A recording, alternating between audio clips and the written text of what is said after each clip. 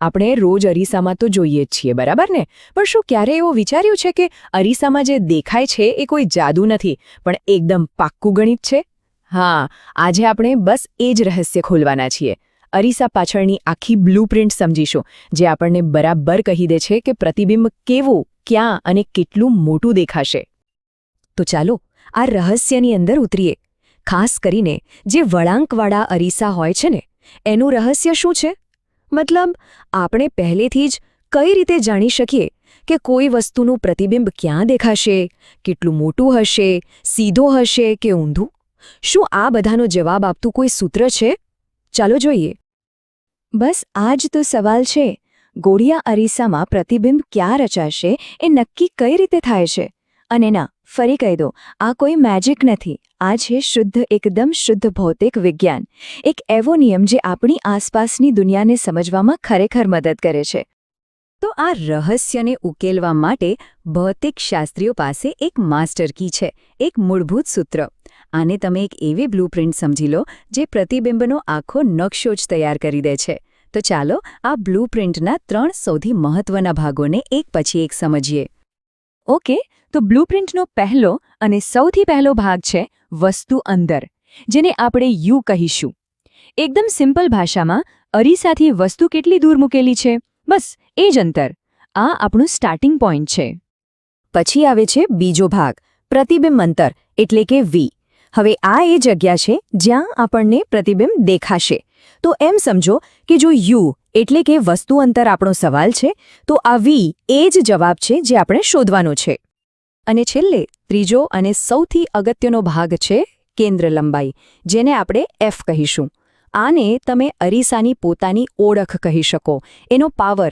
આ જ તો નક્કી કરે છે કે અરીસો પ્રકાશના કિરણોને કેટલી તાકાતથી વાળીને એક જગ્યાએ ભેગા કરશે. દરેક અરીસા માટે આ એફ અલગ હોય છે. તો હવે આપણી પાસે 3 વસ્તુઓ છે. યુ એટલે વસ્તુનું અંતર, વી એટલે પ્રતિબિંબનું અંતર અને એફ એટલે અરીસાની કેન્દ્ર લંબાઈ. 3 અલગ અલગ માપ છે. પણ મજાની વાત તો હવે આવે છે. ભૌતિક વિજ્ઞાન આ ત્રણેયને એક જબરદસ્ત સૂત્રથી જોડી દે છે. અને આ રહ્યું એ સૂત્ર, 1/v + 1/u = 1/f. આને કહેવાય છે અરીસાનું સૂત્ર. દેખાવમાં કેટલું સરળ છે નહીં, પણ આ બહુ જ શક્તિશાળી છે. બસ આમાં યુ અને એફની કિંમત મૂકો અને આ સૂત્ર તમને બરાબર કહી દેશે કે વી એટલે કે આપણું પ્રતિબંધ એક્ઝેક્ટલી ક્યાં બનશે. આ જ છે આખા બ્લુપ્રિન્ટનું પાવર હાઉસ. અને સૌથી મજાની વાત ખબર છે? આ સૂત્ર કોઈ પણ ગોળીય અરીસા માટે કામ કરે છે. અંતર્ગોળ હોય કે બહિર્ગોળ, બધા માટે. અને વસ્તુ ગમે ત્યાં મૂકેલી હોય, જવાબ મળશે. પણ હા, એક બહુ જ જરૂરી નિયમ છે જે યાદ રાખવો જ પડે.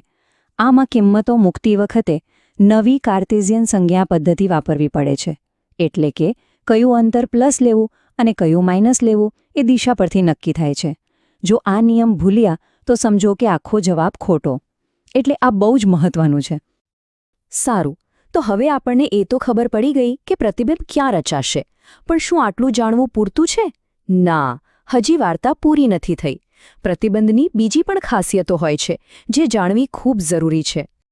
તો પ્રતિબિંબનું લોકેશન તો આપણને મળી ગયું, પણ આ તો ખાલી અડધી જ વાત થઈ, ખરું ને?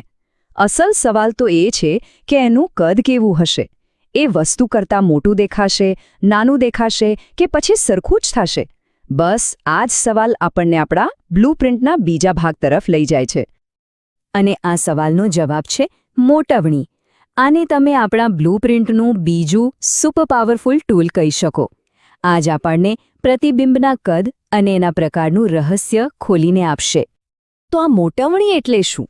મોટવણી, જેને આપણે એમ તરીકે ઓળખીશું, એ એક સિમ્પલ ગુણોત્તર છે. એ આપણને બસ એટલું જ બતાવે છે કે વસ્તુની સરખામણીમાં એનું પ્રતિબિંબ કેટલા ગણું મોટું કે નાનું છે.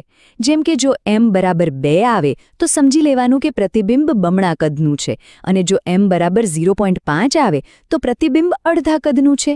એકદમ સરળ. હવે આ મોટવણી શોધવાની 2 મસ્ત રીતો છે. પહેલી રીત તો સીધી સાદી છે.